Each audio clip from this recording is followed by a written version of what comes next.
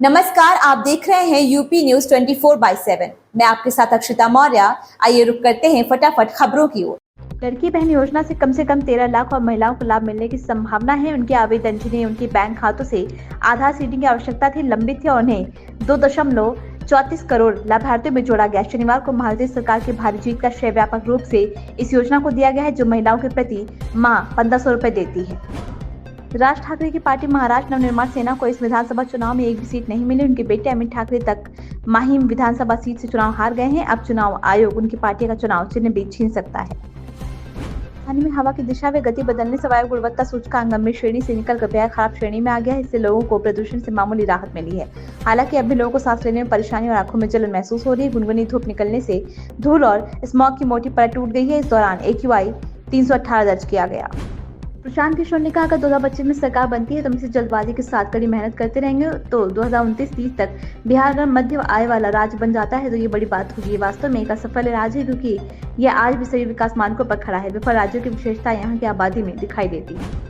सपा अपने गढ़ कुंडलकी में इस बार की हवा का रुख नहीं भाप पाई। भाजपा का बोर्ड मैनेजमेंट मुस्लिम मतों तक उसकी पहुंच और सपा की अंतरकलह से बाजी ही पलट गई। शेख और तुर्कों के आपसी मंतव्य विरोध ने भी सपा को नुकसान पहुंचाया और 3 दशक बाद ये सीट भाजपा की झोली में 1.70 लाख से ज्यादा मतों के अंतर से चली गई। अमेरिका में डोनाल्ड ट्रंप के राष्ट्रपति चुनाव जीतने के बाद दुनिया भर में उथल-पुथल का दौर जारी है। जर्मनी में सरकार गिरने के बाद अब ब्रिटेन में भी सरकार पर खतरा पैदा होता दिख रहा है। दरअसल यहाँ एक ऑनलाइन पिटीशन में लोगों ने फिर से चुनाव करने की मांग की। चौंकाने वाली बात यह है कि इस पिटीशन को 17 लाख लोगों ने समर्थन दिया है। महाराष्ट्र में महायुति की ऐतिहासिक जीत के बाद सरकार बनाने की कवायद तेज हो गई। गठबंधन के घटक भाजपा, शिवसेना व एनसीपी में अलग-अलग बैठकों का दौर चल रहा है। साथ ही सीएम पद को लेकर दबाव बनाने की राजनीति भी शुरू हो गई। सबसे बड़ी पार्टी के रूप में भाजपा की तरफ से सीएम पद के लिए देवेंद्र फडणवीस का नाम सबसे आगे चल रहा है।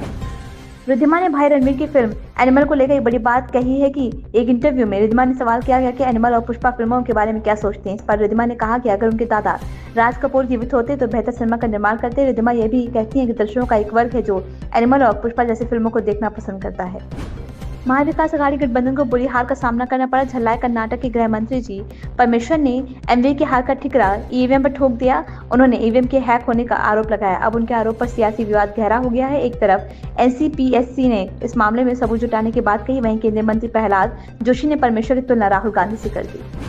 पथराव की घटना पर AIMIM प्रमुख अजुद्दीन ओवैसी का कहना है, संभल में मस्जिद 50-100 साल पुरानी नहीं है, ये 250-300 साल से अधिक पुरानी है। और अदालत ने लोगों की बात सुने बिना एक पक्षीय आदेश पारित कर दिया।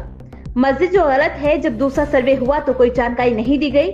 लोग जिस सर्वे का दावा कर रहे हैं उसका वीडियो पब्लिक डोमेन में है, जिसमें दिख रहा था कि सर्वे के लिए आए लोगों ने भड़काऊ नारे लगाए थे। हिंसा हुई, 3 मुसलमानों की गोली मारकर हत्या कर दी गई। हम इसकी निंदा करते हैं। ये गोलीबारी नहीं बल्कि हत्या है। इसमें शामिल अधिकारियों को निलंबित किया जाना चाहिए और मौजूदा उच्च न्यायालय से इसकी जांच करवाई जानी चाहिए कि यह पूरी तरह से गलत है।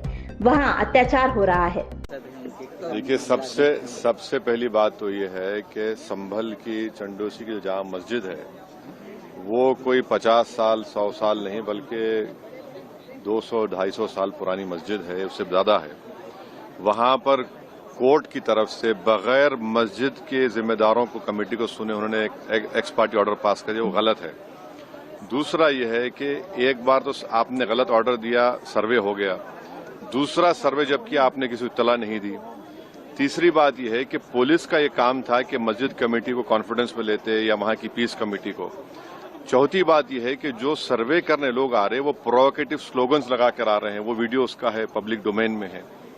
और उसके बाद जो वहां पर वायलेंस हुआ जिसमें 3 मुसलमानों को गोली लगी, उनकी मौत हुई, हम इसका कंडेम करते हैं। ये फायरिंग नहीं बल्कि मर्डर है। और जब से बाबरी मस्जिद राम मंदिर का जजमेंट आया, जिस बात को मैं पर्टिकुलरली कह रहा हूं कि उस जजमेंट के बाद ये सब चीजें खुलेंगी और एक के बाद एक खुल रही हैं। ASI प्रोटेक्टेड मॉन्यूमेंट सब बातें कर रहे हैं, क्या ASI के कानून में नहीं है कि आप उसका रिलीजियस नेचर चेंज नहीं, कैरेक्टर चेंज नहीं कर सकते? किस बुनियाद पे कर रहे हैं ये? और आप किस बुनियाद पर अपने फेथ को दूसरों पे थोपेंगे? भाई, कानून कोई चीज है ही नहीं है। जिस दिन कोर्ट में सुनवाई होती है उसी दिन ऑर्डर हो जाता है, उस दिन सर्वे भी हो जाता है। ये तो 1948 में ऐसे ही हुआ था बाबरी मस्जिद में। तो ये जो फायरिंग हुई है ये फायरिंग नहीं है, मर्डर है। और जो भी ऑफिसर्स इन्वॉल्व हैं उनको सस्पेंड करना चाहिए और एक सिटिंग हाईकोर्ट जज से उसकी इंक्वायरी होनी चाहिए। ये सरासर गलत है, जुल्म हो रहा है वहां पर तो संभल में। इन खबरों में बस इतना ही। बने रहिए यूपी न्यूज 24/7 के साथ।